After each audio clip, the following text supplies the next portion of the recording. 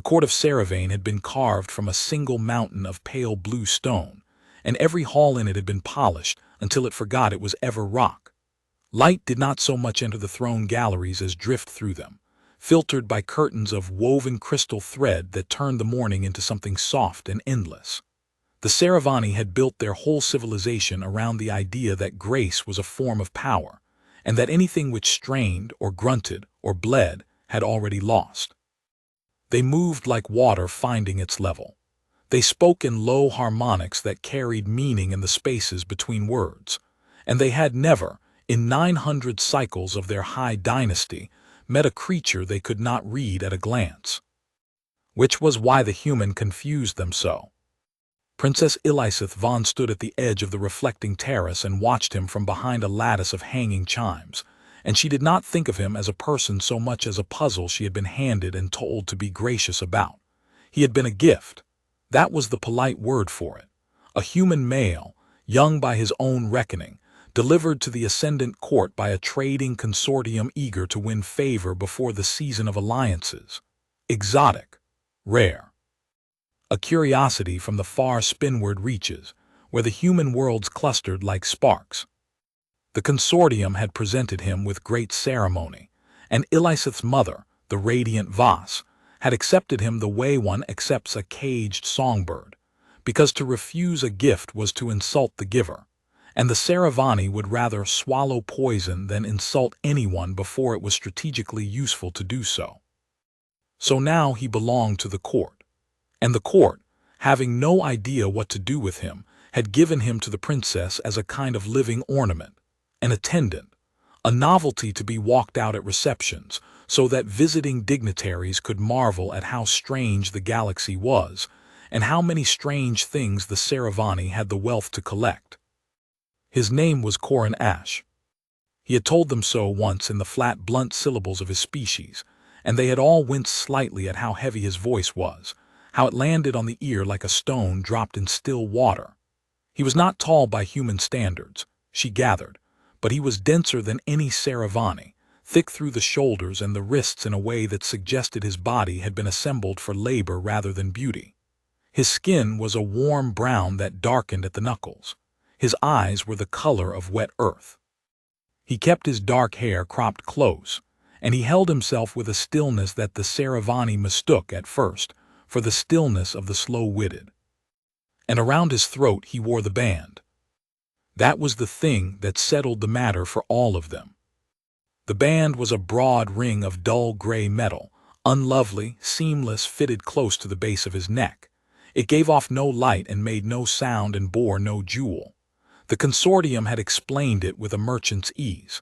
A docility band, common to human handlers, a device that suppressed the wearer's more dangerous impulses and kept him tractable.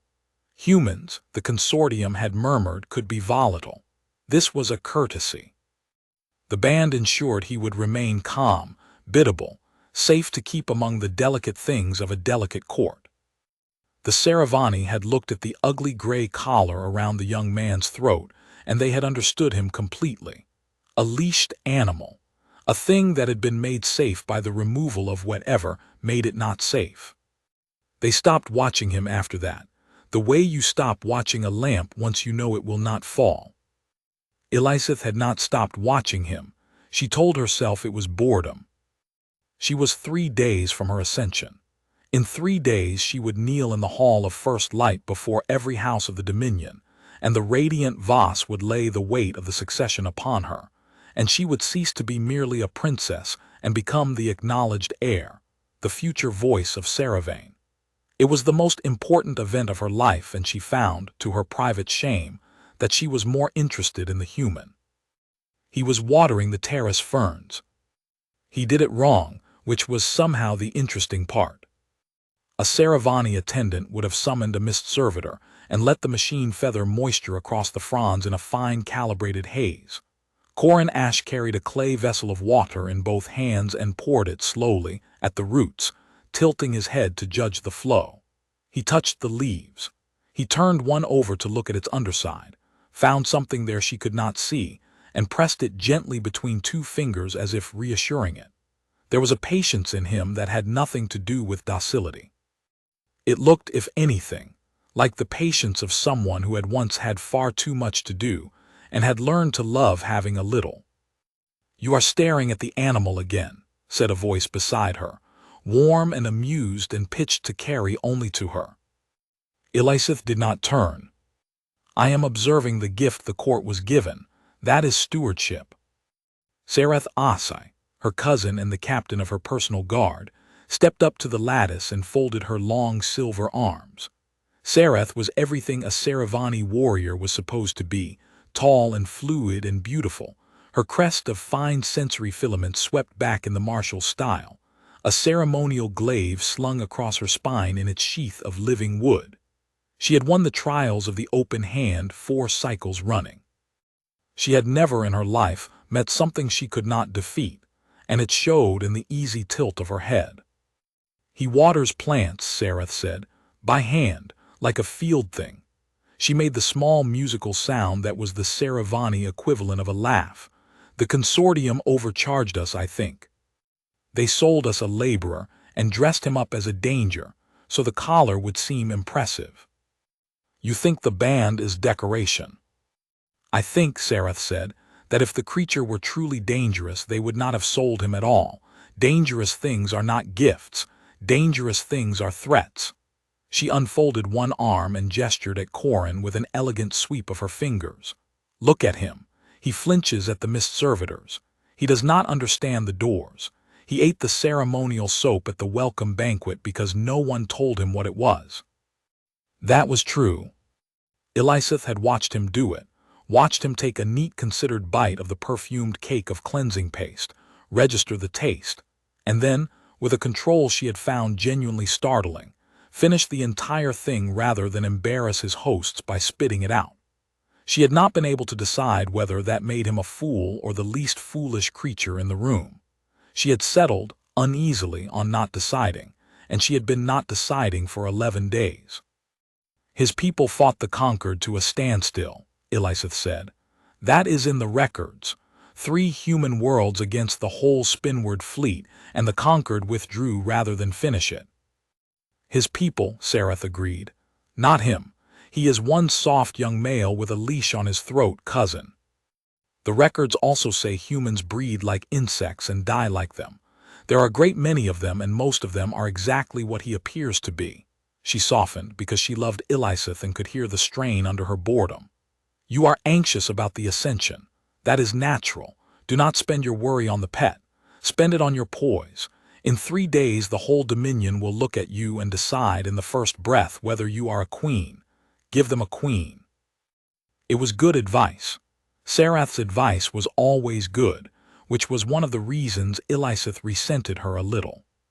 She inclined her head in thanks and let her cousin go, and she stayed at the lattice a while longer, watching the human finish with the ferns and gather his clay vessel and stand, for a moment, simply looking out over the terrace at the pale city falling away below in tiers of light.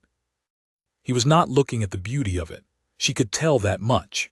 His eyes moved along the rooftops and the aqueducts and the long processional avenues, and there was an assessment in them, a habit of measuring that his face did not seem aware of.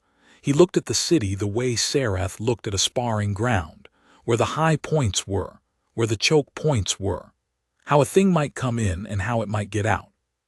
Then the assessment closed over, like a shutter, and he was only a young man holding an empty jug, and he turned and carried it inside. And Elizabeth told herself she had imagined it.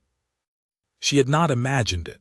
She simply had no framework for it, and the mind does with the unframeable what water does with stone.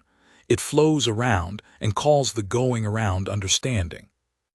The Serevane understood violence the way they understood everything, as an art with rules. A duel had forms. A war had seasons and heralds and the courtesy of declared intent. Even the reavers of the outer dark, the mercenary companies who sold their augmented bodies to whoever paid, even they fought within a shape the Serevane could name. There were no surprises in a properly ordered galaxy. There was only skill and grace, and the correct application of superior form. Corin Ashe did not fit any shape, and so the court, unable to name him, unnamed him. They decided he was harmless because harmless was a shape they had. He knew they had decided it. That was the part none of them guessed. He had spent 11 days being looked through, and he had let himself be looked through, because being looked through was, in his experience, a kind of safety, and he had spent a long time learning to want the kind of safety that came from being underestimated. He watered the ferns because the ferns were dying of overmachining, and no one else had noticed, and it was a small good thing he could do with his hands. He ate the soap because a boy who could kill everyone in a room owed that room its dignity, and there were very few ways left to him to pay that debt. He looked at the city and measured it because he could not measure it, because the measuring was older in him than the band, older than the vow, older than almost anything he still let himself remember. The band around his throat was not a docility device. The consortium had sold that lie because it was the lie that made him a gift instead of a warning, and the consortium had wanted very badly to be rid of him without the paperwork of an execution. It was true that the band suppressed something. It was not true that it made him safe. It made him bearable, which was a different thing, and it was the only thing that had let him keep living after the 9th. He did not think about the 9th. He had built a whole architecture of small tasks and quiet mornings specifically so that he would not have to think about the 9th, and mostly it held. The band helped. The band was a wall he had built with his own hands and welded shut around his own neck, and behind the wall was the thing he had been, and he had promised on the last day of the worst year of his life that he would never open it again. He had made the promise to no one. There had been no one left to make it to. That was rather the point. So he watered ferns in an alien palace and let a princess mistake him for a puzzle, and he counted the days until the Ascension, because after the Ascension the court would be busy with its own life and would forget him more completely, and forgetting was the closest thing to peace he had left. He did not know about the Reavers yet. He would soon. The trouble came in through the trade delegation, which was the one door the court could not close, because trade was the artery through which Serevane lived. The Ascension had drawn houses and consortiums and envoys from 100 systems, all of them jostling for the favor of the coming heir, and among that glittering crowd it was the easiest thing in the galaxy to hide a knife.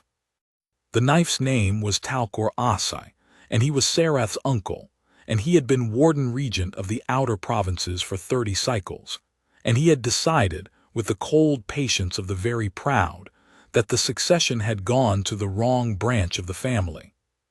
It should have been his line. He had convinced himself of this so thoroughly that it had stopped being a grievance and become a fact of nature, a wrong in the structure of the world that it was his sacred burden to correct.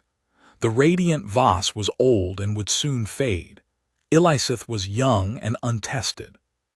If the girl were to die before her ascension was complete, before the succession fully settled on her, the Dominion would look for a steady hand, an experienced hand, a hand that had governed provinces and won the loyalty of the border fleets. His hand. He could not do it himself. A Serevane did not spill the blood of his own house. The taboo was absolute, woven into 900 cycles of law, and to break it openly was to become a thing no throne could ever wash clean. But the galaxy was full of hands that were not Serevane. The galaxy was full of Reavers. He had hired the Veil. They were not the largest mercenary company in the outer dark, nor the most famous, but they were the most complete. The Veil took only augmented soldiers, and they augmented them past the point where any court would have called it decent, hollowing out the body's soft limits and packing the space with reflex lace and pressure alloy, and the cold machinery of a nervous system that never flinched and never tired and never, ever hesitated. A Veil Reaver did not fight with grace. It fought with arithmetic. It calculated the shortest path from your living to your dying, and it walked that path without art. And the Serevane, who understood art and nothing else, had no answer for them at all. 12 of them had come in with the trade delegation, wearing the sealed gray armor of a private security escort, their papers perfect, their augments dormant, their patience deep. They would wait for the Ascension. They would wait until the Hall of First Light was full of every house of the Dominion, until the radiant Voss stood beside her daughter, and the whole future of Serevane was gathered in one bright room. And then they would open the machinery in their bodies and turn that room into an argument that only Corin Ashe knew the answer to. None of this was known to the court. Some of it was known to Corin Ashe, though he could not yet have named it, because Corin Ashe had spent 11 days being looked through, and creatures who are looked through learn to look. He had noticed the 12 gray escorts. He had noticed that they did not shift their weight when they stood, the way living bodies shift, the way even disciplined bodies shift. He had noticed that they breathed on account.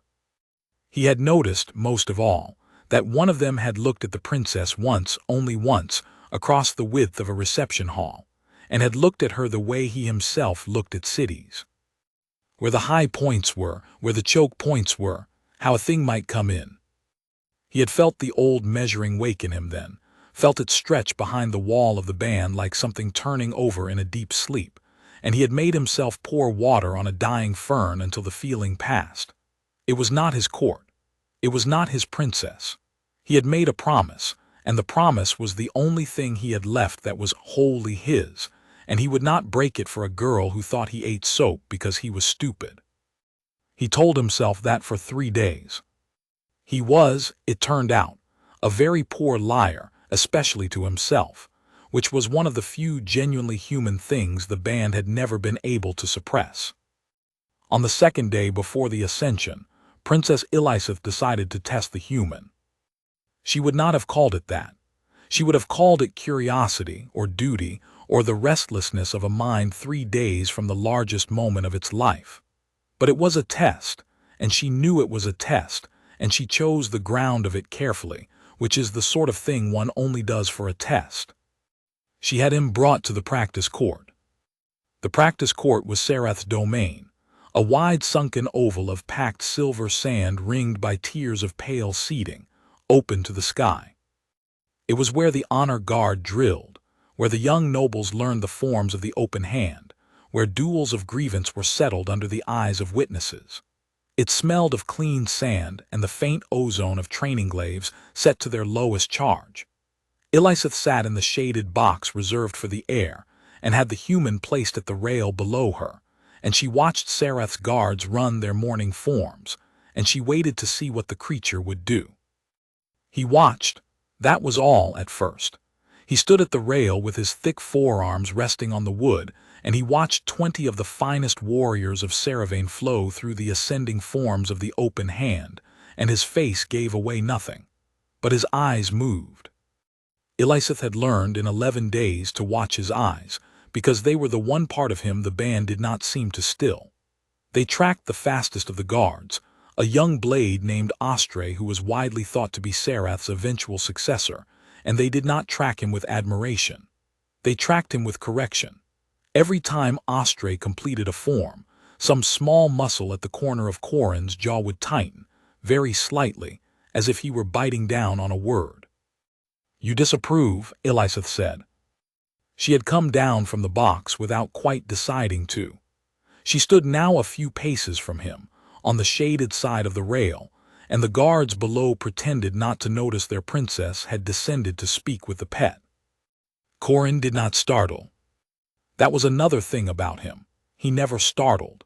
He turned his head, unhurried, and considered her, and she had the disconcerting sense of being weighed on the same scale as the reavers and the rooftops. "It's not my place to approve or disapprove, princess," he said. His alien voice landed heavy in the bright air. "I did not ask for your place, I asked for your judgment." She lifted her chin. "You were counting his mistakes, I watched you do it. Name one." Something moved behind his earth-colored eyes, a flicker of what might have been reluctance and might have been amusement. He looked back down at the sand, where Ashe had just finished a sequence to a low musical murmur of approval from the watching cadets. "His feet are beautiful," Corin said. "His hands are beautiful. He'd win any contest you put him in." He paused. "He fights like he expects the other person to fight back the same way. Every form has an answer built into it, and the answer assumes the enemy respects the form. He's never fought anything that didn't. And you have. He did not answer that. His silence was not evasive. It was the silence of a door that had simply chosen not to open, and Eliseth found it more eloquent than anything he could have said. "Sereth," she called. Her cousin was across the court, correcting a cadet's stance with 2 fingers, and she looked up at her name and came at once, gliding across the sand with the unconscious grace that had made her the finest blade of her generation. She bowed to Eliseth, and then she looked at the human, and the corner of her mouth curled. "The princess wishes something of the gift," she said. "The princess wishes an entertainment," Eliseth said, and was faintly appalled at herself even as she said it, because she could hear the cruelty in it, the idle cruelty of the board and the safe. But the words were out, and a princess did not take words back before her guard. "Our human has opinions about the forms of the open hand. Let him hold a training glaive. Let us see how his opinions fare against yours." There was a stir along the tiers. The cadets leaned in. Sereth's smile widened by a careful degree, and she inclined her head, and she was already reaching for the rack of training glaives, already choosing the lightest and least dangerous, already composing in her mind the gentle 3-move lesson that would put the animal on the sand without hurting his pride too much, because she was not cruel, only certain. Corin did not move. "No," he said. The court went very still. One did not say no asterisk to a princess of the ascendant line. Even the cadets knew that, and they were children. Eliseth felt the refusal like a cool hand laid flat against her breastbone, and she was surprised to find that, under the immediate flare of offense, there was something almost like relief, as if some part of her had wanted him to refuse, had wanted proof that there was a limit in him she could not simply order past. "You forget yourself," Sereth said softly, glaive in hand. "No, ma'am," said Corin, and the ma'am asterisk was so plainly a reflex of respect, so plainly not mockery that it took the wind out of the moment. "I forget a lot of things. I try to, but I won't hold a weapon, not against you, not against anyone. I gave that up." "You gave it up," Sereth repeated, and now there was genuine laughter in her voice, the warm musical cascade of the Serevane at ease. "The animal renounces the sword. Cousin, he is a philosopher. Shall I fetch him a robe?" She turned the glaive in her long fingers, a lazy figure-8 showing off. "There is no shame in fear, human. Say you are afraid to be beaten, and I will let you keep your dignity. It costs me nothing to be generous with a thing that cannot fight back."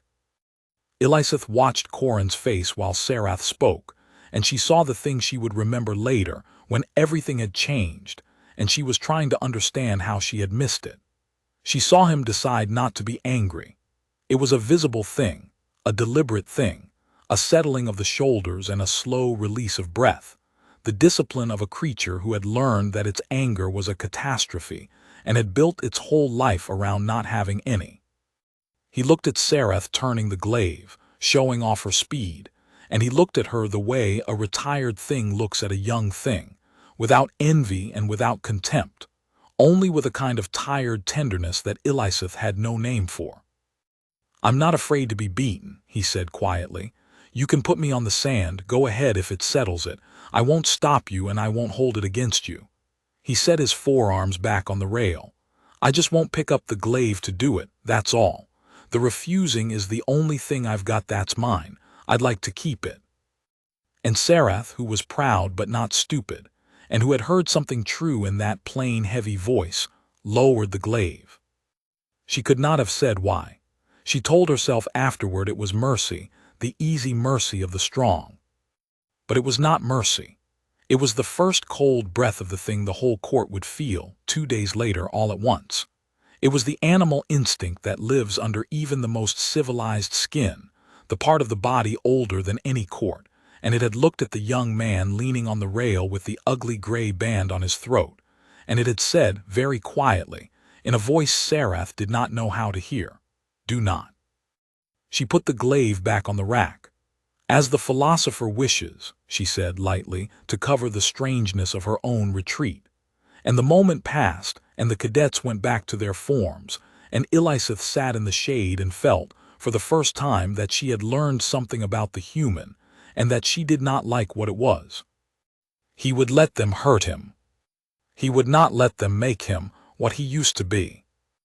And a young woman 2 days from becoming a queen, who had spent her whole life being told that power was the same thing as grace, sat in the sun and turned that over and over, and could not make it lie down. That night she could not sleep, and so she walked, which was permitted to a princess if she took a guard, and she took the one guard who would not report to anyone that mattered. She took the human. It was, she knew, another indulgence and a stranger one. But the palace at night belonged to the servants and the sleepless, and she did not want Serath's careful conversation, and she did not want the whispers of the noble cousins who watched her every step for a stumble. She wanted, obscurely, to walk beside the one creature in Serevane who did not want anything from her. Corin Ashe wanted nothing from her but to be left alone. In a court where everyone wanted the future she carried, that was the most restful thing imaginable. They walked the high colonnade above the water gardens, and the twin moons of Serevane laid down their doubled light in bands across the still pools, and for a long while neither of them said anything, and it was comfortable, which unsettled her more than the refusal had. "You measure the city," she said at last. "I have watched you. You look at Serevane the way Serath looks at an opponent." He was quiet a moment. "Old habit. From the war. The one your people fought against the conquered." "From before that," he said, and then, because she had been kind to him in her strange, careless way, and because the night was large and the moons were doubled and something in him was tired of the wall, he said a little more than he meant to. "I was made to measure things, when I was a kid. It's not a thing your people do, I think. You raise your young to be beautiful. Mine raised some of us to be useful. There was a program. They found the ones who could hold still and see everything at once, and they taught us to see more and hold stiller, and they made us into—" He stopped. His hand rose, without his seeming to notice, and touched the gray band at his throat, 2 fingers resting against the metal the way she had seen him rest 2 fingers against a dying leaf. "They made us into something, and then there was a war, and the something got used. And when it was over there were fewer of us and a lot fewer of everyone else, and I decided I was done being useful." "The band," she said. "The band," he agreed. "They told us it makes you docile." He made a sound that was almost a laugh, the first she had heard from him, low and dry and without much humor in it. "Yeah, they would." He looked out at the doubled moons. "It doesn't make me docile, princess. Docile isn't a thing anybody could make me. It just turns me down, quiets the part that measures, slows the part that moves. When it's on, I'm a man who waters ferns and eats soap and gets put on the sand by your cousin without complaining. That's who I want to be. That's the whole point of it." He turned the band a quarter turn with his fingers, an old unconscious gesture, and she saw that there was no clasp on it, no seam, nothing to undo. "I put it on myself. There's no key. I welded it shut. If I ever want it off, I have to break it, and breaking it isn't easy, and I did that on purpose too, so that I'd have to really mean it, so that I could never take it off in a bad moment and regret it in a worse one." Elizabeth stood very still in the doubled moonlight, and she understood, for the first time, that she was not standing beside a leashed animal. She was standing beside a man who had built his own cage from the inside, and thrown away the key, and moved in, because he had decided the thing outside the cage was more dangerous than any jailer could ever be. "What happens," she asked very quietly, "if you break it?" He looked at her for a long moment, and there was in his earth-colored eyes something old and vast and carefully, deliberately closed, like the sea behind a sea wall. "Nothing," he said, "as long as I never do." And he would not say another word about it, and she did not press, because 2 days from her ascension the Princess Elizabeth Vaughn had learned enough in one night to keep her turning until dawn, And the largest thing she had learned was this: that everyone in her court had looked at the ugly band and seen a leash, and only she now had looked and seen a door. She did not yet know how badly she would need it opened, but she was beginning, without words for it, to be afraid, not of him, for him, and underneath that, in a place she did not examine, a little bit of both. The day before the Ascension moved through the palace like a held breath. Everywhere Elizabeth turned there was ceremony being rehearsed, cloth being hung, the long processional forms being walked and re-walked by servants counting under their breath. The consortium envoys drifted through it all in their sober gray, smiling their careful smiles, and the great houses arrived hour by hour in their barges of woven light, and the whole court thrummed with the particular exhausted joy of a people about to secure their future. Elizabeth was supposed to be resting, gathering her poise, becoming the queen Seraph had told her to give the dominion. Instead, she found herself, again and again, drifting to whatever window looked out on wherever the human happened to be, and she had given up pretending it was stewardship. She had told no one what he had said on the terrace. Not Seraph, not her mother, not the priests who had spent a season preparing her for the rite. It sat in her like a swallowed coal, warm and dangerous. I put it on myself. There's no key. If I ever want it off, I have to break it. She kept turning it over the way he turned over the fern's leaves, looking for the underside. She had grown up among warriors who wore their strength like jewelry, who could not pass a reflecting pool without admiring the line of their own forms, and she had never once, in all her life, met a strong thing that wished to be a weak one. It rearranged something in her. It made all the beautiful certain people of her court look suddenly small, as if she had been shown a mountain and could no longer be impressed by hills. She found him in the lower gardens near midday, and she saw at once that something was wrong, because the measuring in his eyes had come to the surface and stayed there. He was not watering anything. He was standing at the edge of the processional avenue where the trade delegation's escort had been quartered, and he was watching the 12 gray figures with a stillness that had gone past patience into something colder. "You see it too," he said, without turning before she had announced herself. He had known her step. Of course he had known her step. "See what?" "Them," a small motion of his chin toward the gray escorts. "Your people vetted them, catalogued their augments, marked them dormant." He was quiet a moment. "Dormant things don't hold formation when they think no one's watching. Dormant things don't put their backs to the walls and their eyes on the exits. Dormant things breathe when they're tired." His jaw tightened. "Those 12 haven't been tired in a very long time." A cold finger traced the length of Elizabeth's spine.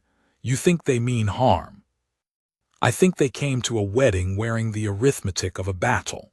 He finally turned to look at her, and there was an apology already in his face, the apology of a man who knows he is about to be disbelieved and does not blame the disbelievers. "I'm going to tell your captain of the guard. Tonight." "He won't listen. I already know he won't listen because I don't have anything to show him, just the way they stand and the way they breathe, and that's not evidence to a person who's never had to read it. But I'm going to tell him anyway, so that afterward, whatever afterward is, I'll know I said it." "I'll tell him," Elizabeth said. "He'll listen to me." "He'll listen to you the way he'd listen to a princess having a fright before the biggest day of her life," Corin said gently, and it was so exactly true and so kindly said that she could not even be angry. "He'll double a guard he already trusts and stand it in the wrong places. It might even make it worse. A calm court is a court that can move. A frightened court trips over itself." He shook his head slowly. "I've seen it. The warning that gets half believed is more dangerous than no warning at all. Let me talk to him. If he won't hear me, then it's on my account, not yours. You have to become a queen tomorrow. You can't do that flinching at shadows in front of every house in the Dominion." She wanted to argue. She was the heir. Warnings were hers to raise, defenses hers to command. But she looked at the 12 gray figures standing too still in the noon light, and she looked at the young man who had spent 11 days being looked through precisely because he had learned to look, and she understood that on the one subject in all the world where her court knew nothing, He was the only expert she would ever have, and that expertise did not care what she wanted. "What do you need?" she asked instead, and saw the small surprise in his eyes, the flicker of a man unused to being asked. "Nothing," he said. "That's the hard part. If I'm right, there's nothing to do that won't tip them off before you're ready to survive it. If I'm wrong, there's nothing to do at all." He looked back at the escorts. "Just tomorrow, in the hall, let me stand close to you, at the base of the dais where an ornament's allowed to stand. That's all I'm asking. Let me be near you when the light climbs the wall." "Because you'll protect me," she said. And even as she said it, she knew it was wrong, knew it the way you know a note is flat. "No," Corin said, and the word was quiet and terrible and honest. "Because I won't be able to." "Not the way you mean." His hand rose to the gray band at his throat, 2 fingers, the old gesture. "You watched Sereth refuse to put me on the sand. You saw her decide to be merciful and not know why. That was the animal in her, feeling the animal in me and being right to be careful. But careful is all it is, princess.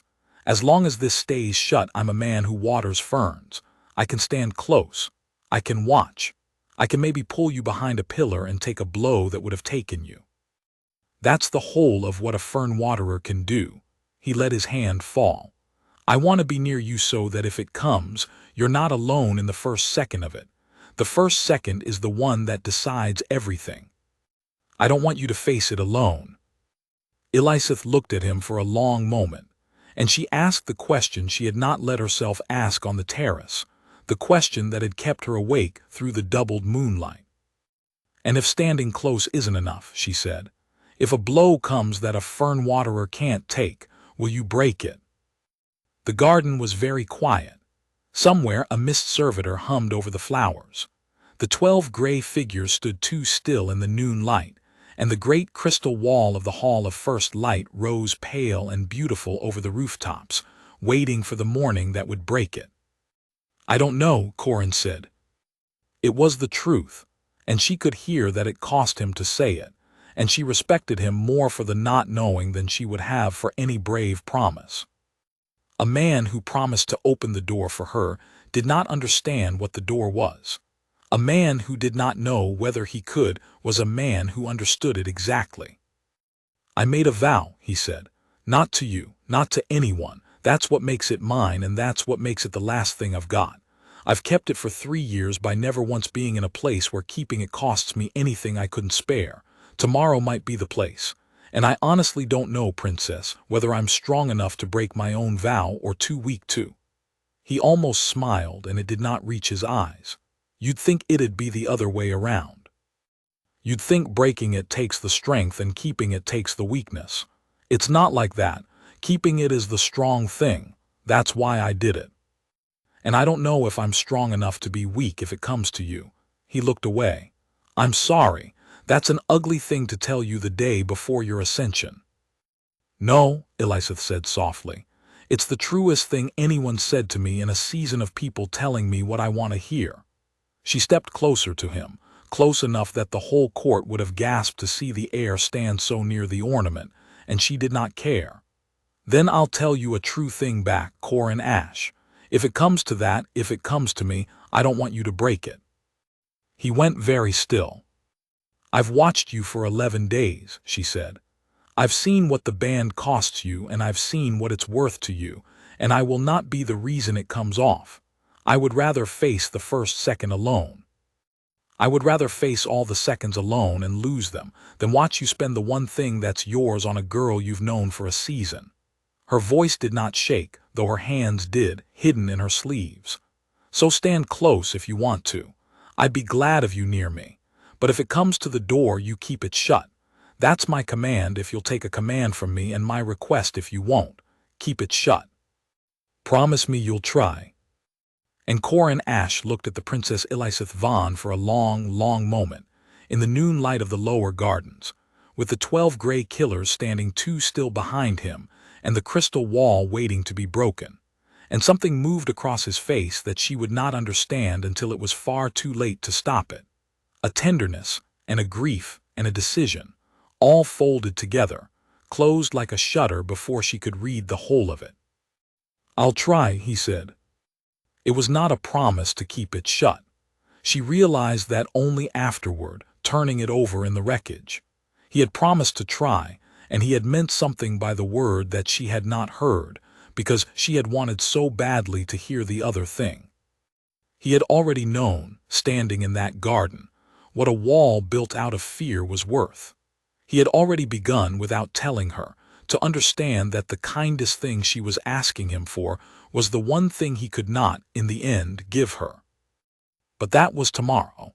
Today the sun was high and the court was thrumming and the future of Serevane was still whole, and a princess and a bare-throated, soon-to-be bare-throated man stood together in a garden and mistook, each of them, the other's kindness for agreement, which is the most human thing two people can do, and neither of them was entirely human, and it happened anyway. That night Corin went to Captain Vosk, and said what he had said he would say, and was thanked with patient courtesy, and was not believed. And Elizabeth lay awake in the doubled moonlight, turning her swallowed coal, and told herself the escorts were only tired travelers and almost believed it, and did not sleep. And the 12 gray figures stood there too still, watched through the dark, breathing on account, waiting for the light to climb the wall. The day of the Ascension dawned without a cloud, which the court took as an omen, because the court took everything as an omen when it was nervous. The Hall of First Light was the oldest chamber in Serevane and the most beautiful, a vast vault of the pale blue stone whose eastern wall was not stone at all but a single sheet of grown crystal, 100 paces high, angled to catch the rising sun, and throw it broken into 1,000 colors across the assembled dominion. They filled the hall before dawn, every house that mattered and many that did not, the lords in their crest jewels and the ladies in their gowns of woven light, the border captains in ceremonial armor, the consortium envoys in their sober gray, the whole glittering weight of a civilization gathered to watch one young woman become its future. Elizabeth stood at the center of it, on the low dais before the crystal wall, and she had never in her life felt so alone. She wore the white of the unascended, a gown so pale it was almost not a color, and her crest was unbound and swept high in the fashion of maidenhood ending, and around her the ritual moved through its ancient stages like a slow tide. The radiant Voss stood beside her, thin now and luminous with age, her voice when she spoke the words of the succession as clear and cool as water over stone. The houses answered in their turn. The light climbed the eastern wall. And Corin Ashe stood where an attendant stood, at the base of the dais among the servants and the lesser folk, in a clean plain tunic they had given him for the occasion, with the gray band at his throat, and he watched the 12 gray escorts of the trade delegation spread themselves, with beautiful casualness, around the 4 exits of the hall. He had tried to warn them. He wanted that on the record of his own conscience later, when he was taking the accounting of himself. He had gone to the captain of the honor guard the night before and said, in his heavy, blunt voice, that the security escort of the consortium moved wrong, that they breathed on account, that he had seen soldiers like them, and that soldiers like them did not come to weddings. And the captain, a decent enough officer named Vosk, had listened with the patient courtesy the Serevane extended to children and animals, and had thanked the human for his concern, and had explained that the escorts had been vetted, that their augments were catalogued and dormant, that the hall would be warded, that everything was in hand. And Corin had looked at the decent patient officer, and understood that there was no word in any language he owned that would cross the distance between them, because the officer lived in a galaxy with rules, and the thing coming did not.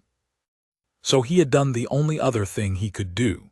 He had placed himself at the base of the dais, close to the princess, in the space an ornament was allowed to occupy, and he had spent the whole slow, beautiful ritual watching the exits and counting his own breaths and telling himself, over and over, the shape of his vow.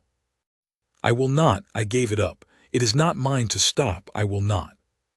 The light reached the summit of the eastern wall.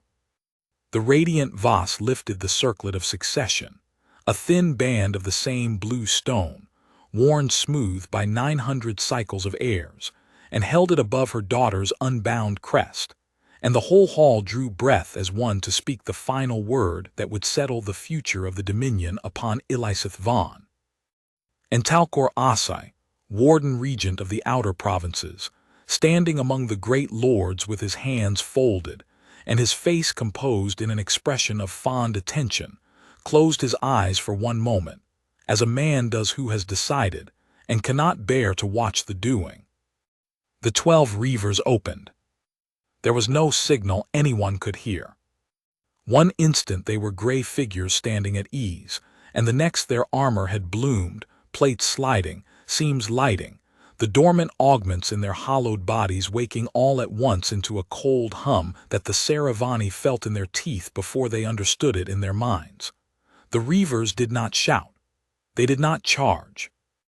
They simply began to move, and their moving was the arithmetic Corin had warned about, the shortest line between the living and the dying, and the first thing they did, the very first thing, was kill the wards.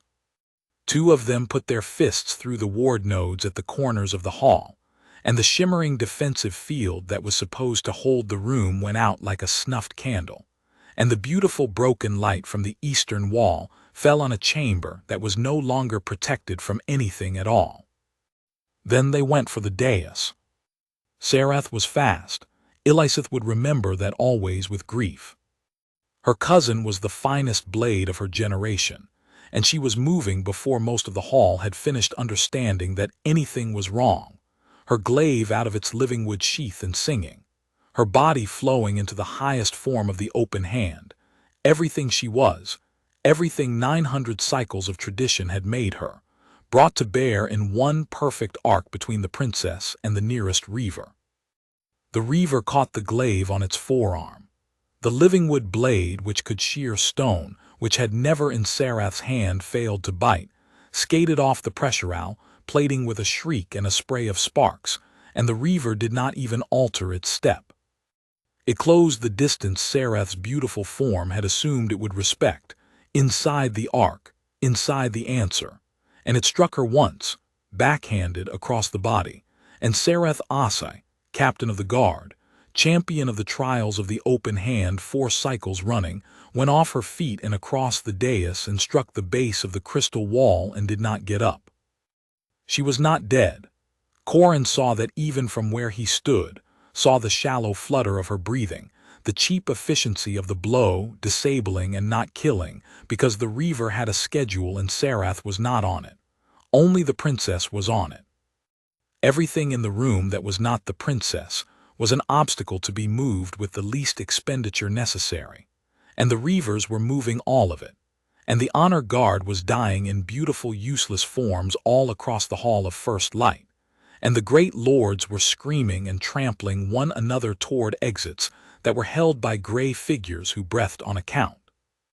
And Corin Ashe stood at the base of the dais, with his hands open and empty at his sides, and did not move.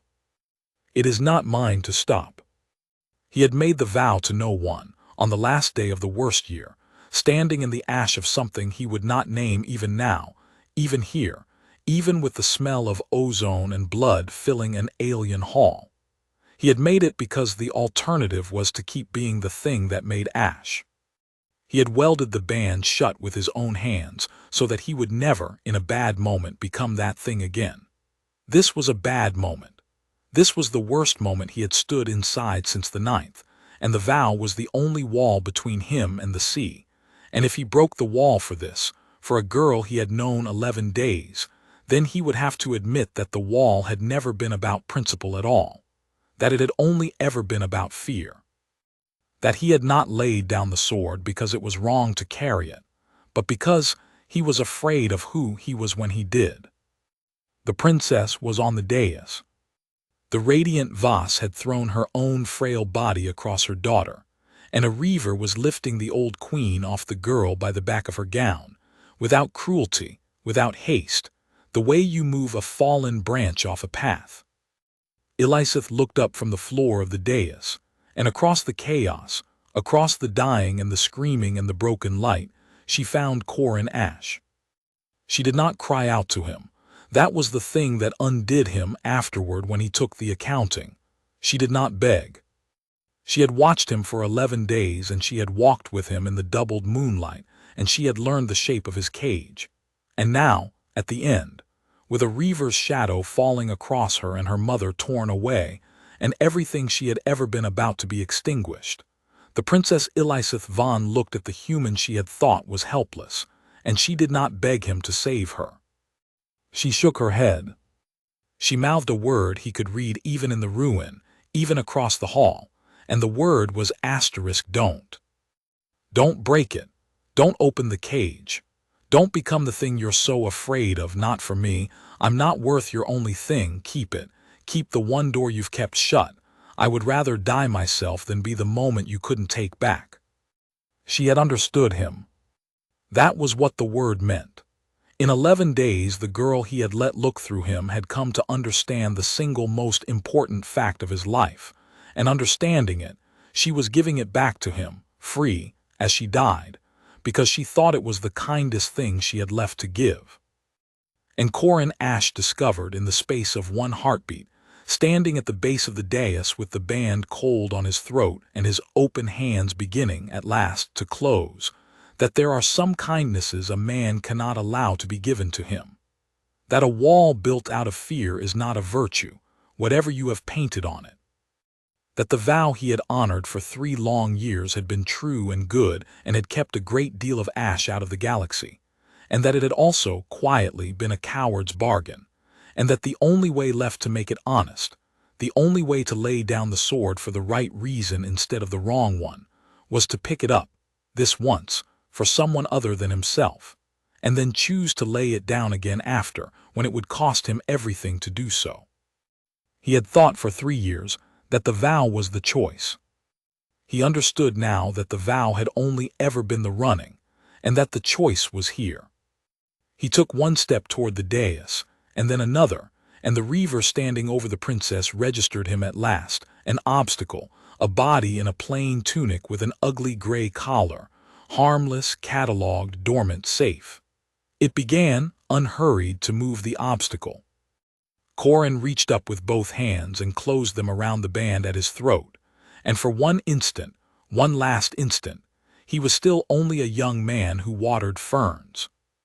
"I'm sorry," he said, though whether to the princess or to the vow or to the thing he had promised never to be again, none of them would ever know.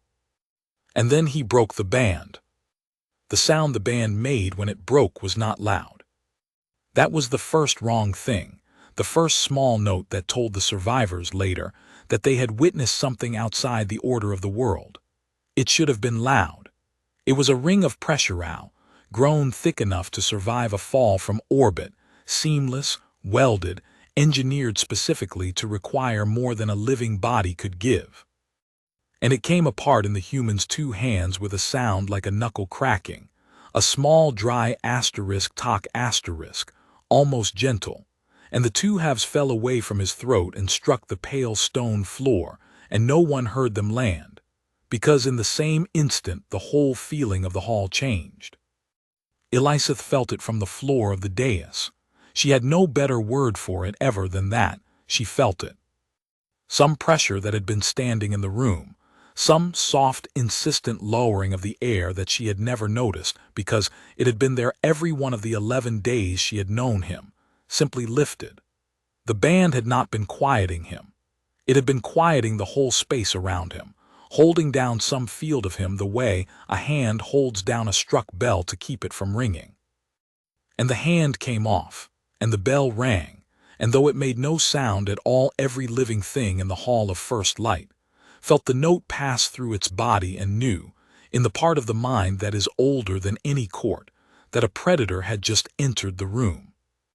The reaver standing over the princess felt it too. Its augmented systems, which did not flinch, flinched. Its arithmetic, which did not hesitate, hesitated. For 1/100th of a second, the cold machine that had been assembled out of a soldier's hollowed body reallocated its attention from the harmless obstacle to the thing the harmless obstacle had become, and 1/100th of a second, it turned out, was more time than Corin Ashe needed. He was simply there. Eliseth's eyes did not track the movement. Neither did the reavers. One instant the young man stood at the base of the dais with the broken band falling from his hands, and the next instant he stood between her and the reaver, close enough to touch it, and the space he had crossed to do it seemed to have been crossed without his passing through it, as though the room had simply agreed briefly to put him where he needed to be. The measuring she had watched in his eyes for 11 days was no longer in his eyes. It was in all of him. He had become the measuring. He looked at the reaver the way water looks at the shape of the ground, and the reaver was not an opponent to him. She understood, watching. It was not even a threat. It was a problem whose solution he had already finished reading before his hands began to move. The reaver struck at him with the same efficient backhand that had thrown Sereth across the hall. He caught it. He caught the reaver's augmented arm at the wrist, one thick brown human hand closing around pressure alloy that had shrugged off a living wood glaive, and he did not skid, and he did not spend a step, and the arm stopped as though it had struck the root of the mountain. And then he closed his hand, and the alloy failed. Eliseth heard that sound. Everyone in the hall who was still alive to hear anything heard that sound, the long tearing shriek of metal that had never been meant to fail failing anyway, and the reaver's arm came apart in the human's grip, and the reaver, which did not feel pain, which had been built specifically so that it would never feel pain, made a noise. Then Corin killed it.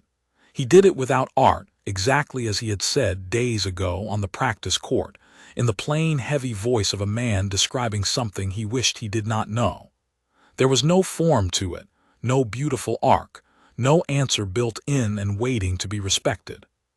He simply put the heel of his free hand against the reaver's chest, above the humming core of its augments, and pushed, once, the way a man pushes a door he already knows is unlocked, and the reaver folded around his hand and left the ground and crossed the width of the hall of first light and struck the great crystal wall, the 100 paces of grown crystal that had thrown broken sunlight across 900 cycles of airs, and the wall cracked, and the reaver did not get up, and did not, unlike Sereth, ever move again. The hall went silent, even the screaming stopped. For one held breath the great lords and the border captains and the consortium envoys, and the 11 remaining reavers all stood frozen in the broken light, and looked at the young man standing on the dais with the 2 halves of his broken collar at his feet, and every single one of them understood, at the same time, in the oldest part of themselves, the thing the Serevane had refused to understand for 11 days. The consortium had not lied. The band had not been decoration. Dangerous things are not gifts. Dangerous things are threats. And someone, very far away and very afraid, had solved the problem of what to do with a threat they could neither keep nor kill by wrapping it in a lie and a leash, and handing it to a court that would look at the leash and never at the thing wearing it. Then the 11 reavers stopped being frozen, and did the only rational thing their arithmetic allowed. They stopped calculating the shortest path to the princess. They began, all at once, to calculate the shortest path to Corin Ashe. It did not help them. What followed, the survivors could never afterward agree upon, because no 2 of them had seen the same thing, because the mind refuses to hold what it has no shelf for and sets it down wherever it can. Some said the human moved too fast to see. Some said, stranger and more truly, that he did not seem to move fast at all, that it was everything else that had gone slow, that the reavers with their reflex lace and their pressure owl, and their nervous systems that never tired seemed, beside him, to be wading through deep water while he walked on the surface of it. He did not rage. That was the part Eliseth could never make anyone believe. She had braced herself in the first instant for fury, for the Ashe he had spoken of, for a monster, and there was no fury in him at all. His face, as he crossed the hall and unmade the company that had come to murder her, was the same patient closed face that had turned a dying fern's leaf over to see its underside. He was not enjoying it. He was not suffering it. He was doing a thing he was very, very good at, a thing he had been made for as a child by people who had wanted him useful, and he was doing it with a terrible economy that had no hatred in it anywhere, and that was somehow the most frightening thing of all. Hatred, the Serevane could have understood. Hatred had a shape. This had none. Two reavers came at him together from either side. In a pincer their arithmetic promised was unanswerable. He stepped between them and let them commit, and then he was behind them, and they struck each other, and he helped. Three more tried to fall back and bring their ranged augments to bear, the shoulder-mounted lances that could burn through a warship's hull, and he was among them before the weapons finished deploying, close, inside the range where the lances were useless, and he took them apart with his open, empty hands. He had said he would not pick up a weapon. He had meant it even here, even now. Through all of it, Elizabeth realized, watching from the floor of the dais with her torn mother clutched against her, he never once lifted a fallen glaive, never took up a reaver's dropped lance, never armed himself with anything but the body a program had built and a vow had hidden. Even breaking the vow, he was keeping a piece of it. Even opening the cage, he would not let himself become the whole monster. He had picked up the sword for one purpose only, and the sword was himself, and he was already, in the middle of the killing, holding himself to the promise that he would put it down again when this was done. The 11th reaver ran. It was the only one that survived long enough to make a choice, and the choice it made was to abandon the contract and the arithmetic and every hollowed principle the veil had packed into its body, and to run for the eastern exit and the escape and the mercy of a galaxy that suddenly seemed very large and very fragile. Corin let it get halfway. Then he was in front of it, having crossed the hall again by the road that was not a road, and the reaver stopped and stood in the broken light, and did a thing no reaver was ever supposed to be able to do. It surrendered.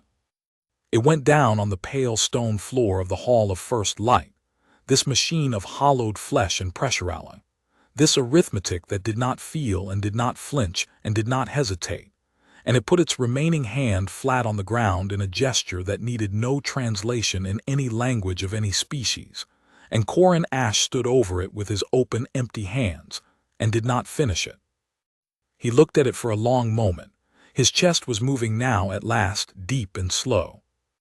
And then he stepped back, one step, and let it live, and the letting it live was the loudest thing he did in the whole of that terrible morning, because everyone who saw it understood that he had chosen, in the middle of being the most dangerous thing in the room, to stop being it a fraction of a second before the end. He turned back toward the dais, toward the princess. And the great lords of the Dominion and the border captains and the consortium envoys and every surviving soul in the Hall of First Light drew back from him as he passed, drew back in a slow, silent tide, and it was not hatred in their faces, and it was not disgust. It was the thing the niche of the human heart is built to feel and so rarely gets to. It was awe. Undiluted, involuntary, bone-deep awe. The awe of small creatures who have just learned that the harmless thing they kept as an ornament had been, the entire time, holding the whole of itself carefully still so as not to frighten them. Only one soul in the hall did not draw back. Elizabeth rose from the floor of the dais, her mother stirring and breathing in her arms, her white gown streaked with blood that was not her own, and she stood as the human came toward her, and she did not step away. She had told him don't. She had understood him and given him back his only thing, and he had refused the gift, and she found, watching him come, that she was not sorry. She was afraid, yes, in the old animal way, the way every living thing in the hall was afraid. But under the fear, filling her up faster than the fear could empty her, was the thing she had been circling for 11 days without a name for it. And now it had a name, and the name was awe. And under the awe, quieter, was something that was not fear at all. Corin stopped before her.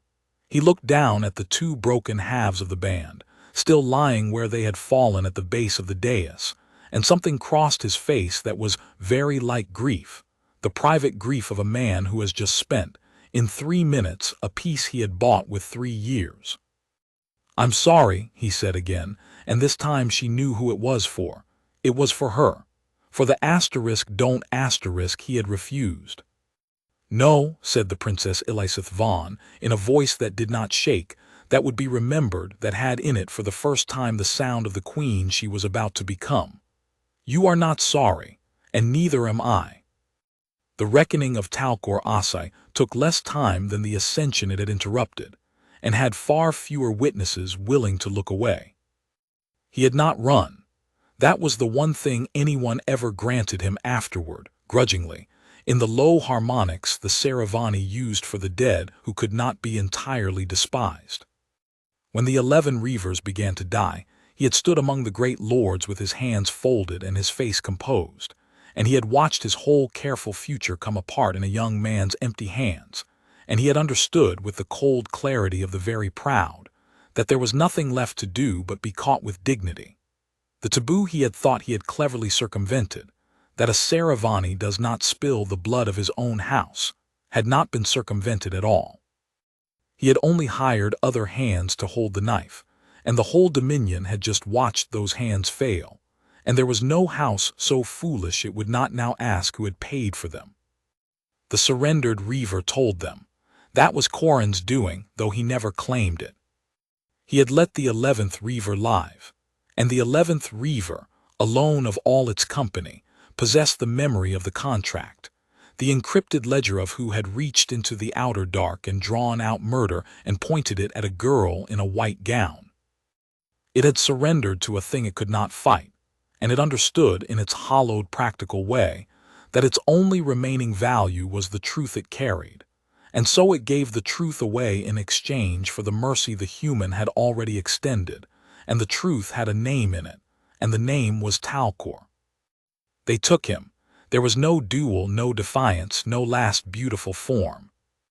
The border captains he had thought loyal looked at him with the awe still fresh on their faces, and found they had no loyalty left to spare for a man who had brought that awe into the world by trying to murder its rightful heir. He went quietly into the pale stone below the palace, into the long dim custody the Serevane kept for those whose crimes were too great for grace to cover, and Elizabeth never saw him again, and did not ask to. She had other things to hold. Her mother lived. The radiant vase had been thrown down and torn aside, but the reaver that did it had been on a schedule, and the old queen had not been on it, and so she lived, bruised and diminished and luminous still, and in the days that followed she did a thing that Elizabeth would carry for the rest of her reign as the truest lesson her mother ever taught her. She finished the Ascension. She did it 3 days later in the same hall of first light, with the great crystal wall cracked from floor to summit where a reaver had struck it, and she would not let them repair the crack. She said the Dominion should see it. She said a court that had spent 900 cycles believing grace was the same thing as power had just been taught, in one morning and at a terrible price, that it was not, and that the lesson should be written where every heir who ever stood on that dais would have to look at it. So they left the crack, a jagged white river of light running up the eastern wall, and beneath it the radiant vase lifted the circlet of succession above her daughter's crest a second time, and this time no one opened, and the word was spoken, and Elizabeth Vaughn became the acknowledged heir of Serevane in the broken light of the thing that had almost killed her. Corin Ashe stood at the base of the dais while it happened. In the place an attendant stood, in a clean plain tunic, and his throat was bare. That was the thing the whole court could not stop looking at in the days between the attack and the second Ascension, the bare brown column of his throat where the ugly gray band had been. He had not replaced it. He had not asked for anything to replace it with. He simply moved through the palace as he had always moved, quiet and patient and unhurried, and he watered the ferns, and he turned their leaves over to see the undersides, and he ate what he was given without complaint, and the only thing that had changed was that now, when he passed, the Serevane drew back. They could not help it, the awe would not fade. Every warrior who had watched him unmake the veil, every lord who had felt that soundless bell ring through his body, every servant who had heard the whispered account 100 times, looked at the young man with the bare throat and could not look at him the way they had before. They had thought him harmless, and he had let them, and the letting had been a kindness so vast they had not even been able to see it, and now they knew, and the knowing sat between him and all of them like a wall of clear glass. They were polite to him. They were more than polite. They were reverent and careful and a little bit worshipful, and it was the loneliest thing that had ever happened to him, and Elizabeth was the only one who saw that too. She found him on the reflecting terrace, the evening after her second ascension, watering the ferns. She came without her guard, which she was now permitted to do as heir, and which she did on purpose, and she stood at the rail beside him and looked out at the pale city falling away in tears of light, and for a while neither of them said anything, and it was comfortable, and the comfort was a thing she no longer distrusted. "You haven't replaced it," she said at last. His hands went still on the clay vessel. "No. The whole court is waiting for you to. They think, if you put on a new band they can pretend the old one was real, that they can go back to keeping you as an ornament." She turned to look at him. "They're afraid of a bare throat. They don't know what to do with a dangerous thing that chooses not to be dangerous. It's not a shape they have." Corin set the vessel down on the rail. He touched the bare skin at the base of his neck, 2 fingers, the old gesture with nothing left to rest against, and she saw him register the emptiness there, the missing weight, the way a man's tongue keeps finding the gap where a tooth used to be. "I've been thinking about whether to," he said. His heavy voice was low. "I've got the pieces, I could reforge it, weld it shut again, throw away the key again, go back to being a man who waters ferns." He was quiet a moment. "For 3 years that was the whole point of me, the band, the vow, never opening the door. I built my entire self around a locked door, princess, and 3 days ago you watched me break the lock, and now I'm standing here trying to decide whether to build a new one." And he looked at her. In the falling light his earth-colored eyes were very steady, and the sea behind them was still there, still vast, but the sea wall was gone, and he did not seem to be drowning. He seemed, if anything, for the first time since she had met him, to be standing on his own 2 feet on solid ground. "And I don't think I'm going to," he said. "I think I've been wrong for 3 years, and it took a girl telling me don't asterisk to show me how." He turned to face her fully. "I put the band on because I was afraid of what I was. I told myself it was a vow, that it was a moral thing, that laying down the sword was the right and gentle choice. And some of that was even true, but underneath it was just fear. I was so scared of being the thing that made the ash that I locked the thing away and called the locking a virtue. And a virtue you keep because you're too afraid to test it isn't a virtue at all. It's just a nice name for hiding. You were not hiding 3 days ago." "No," something eased in his face. "3 days ago I found out what the door was actually for. It's not for keeping the monster in. I was never the monster. The monster was always a lie the frightened part of me told, so I'd have a reason to never risk being anything." He looked down at the 2 broken halves of the band which he had kept, she saw, which he carried in the fold of his tunic, 2 curves of dull gray metal. The doors for choosing, every day. Not once welded shut, thrown away key decided forever, every day. That's harder. That's a lot harder than the band ever was. The band decided for me so I wouldn't have to. And I don't want it to decide for me anymore. I want to be a man who could open the door, who's opened it, who knows exactly what's behind it, and who chooses, in the morning with his throat bare and nothing stopping him, to water the ferns anyway." Elizabeth stood very still in the falling light, and understood that she was hearing the truest thing anyone had ever said to her, and that she would spend her whole reign trying to be worthy of having heard it. "That is what a queen is," she said quietly. "Do you know that? That is the whole of what my mother has been trying to teach me since I could walk. Power that chooses restraint every morning with nothing forcing it is the only power that can be trusted with a throne. Everyone thinks it's the strength that matters. It's not. Anyone can have strength. It's the choosing. You've understood in 3 days what my whole civilization spends 900 cycles pretending to know and mostly getting wrong. She almost laughed, and it came out unsteady. "We thought you were the helpless one." "I know. We were the helpless ones. We had grace and no idea what it was for. We put a leash on the one creature in the whole court who actually knew." She shook her head. "The lords are terrified of your bare throat, Corin Ashe. I have never in my life been more glad of anything I've seen." He was quiet for a long moment, and then he said the thing she had come, without admitting it, hoping to hear. "I'd like to stay," he said.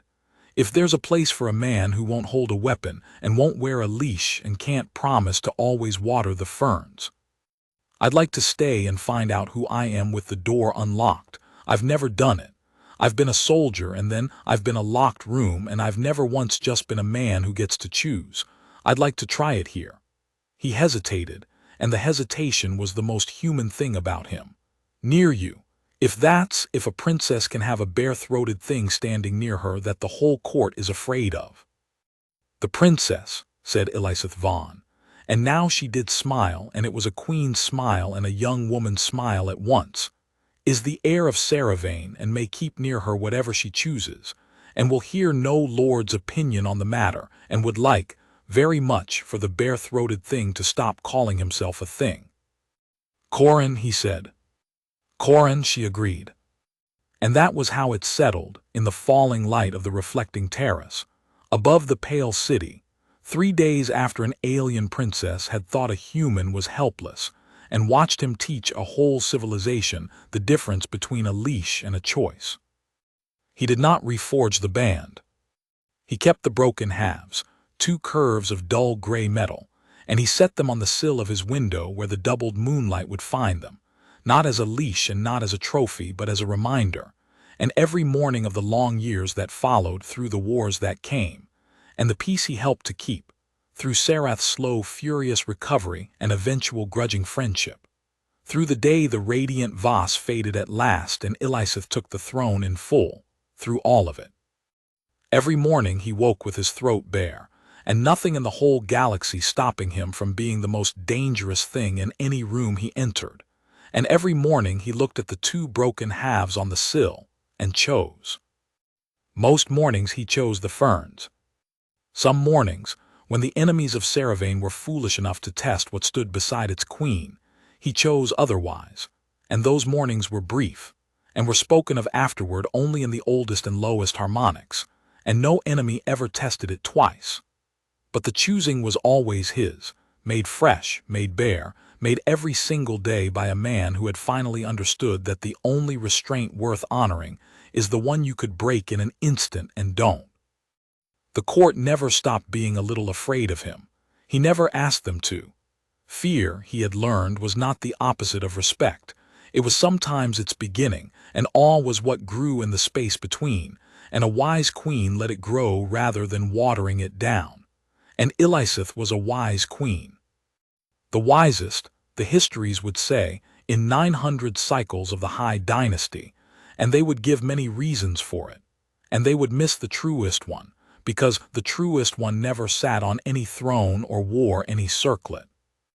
The truest one watered the ferns. He turned their leaves over to see the undersides. He had come to them a gift the court thought harmless, a leashed thing, an ornament, and he had removed, when it finally and truly mattered, the one thing that had been holding him back. Not a collar of metal in the end, but the fear that had welded it shut. And in removing it, he had shown a whole civilization that had mistaken grace for power, what power actually was, and what it was for, and how a person carried it if they meant to be worthy of the carrying. They had thought he was helpless. He had let them out of kindness, for as long as kindness allowed. And then, for one morning in the broken light of a cracked crystal wall, he had shown them exactly how wrong they were. And then he had spent the rest of his life showing them the far harder thing, the thing the histories missed and the ferns never did. That the truest strength a creature can own is the strength it holds, bare-throated and unbound, freely and forever in its own 2 open hands, and chooses, every single morning, to lay gently down.